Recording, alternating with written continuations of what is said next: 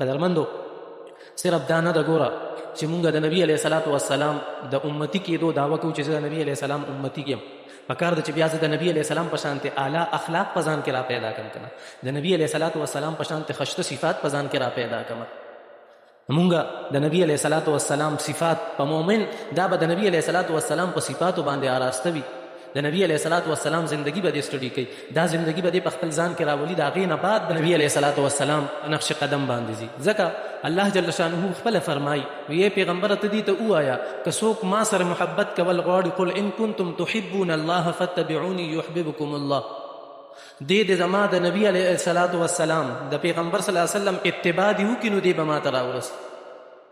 اطیعوا الله و اطیعوا الرسول کم ځای کې چې اطیعوا الله راغلی و اطیعوا الرسول به هم ورسره راغلی په قرآن پاک نو د نبی علیه الصلاۃ والسلام اطاعت تابعداري کې د دوانو جهانو کامیابي ده او الله جل شانه دې مونږ د ګناهونو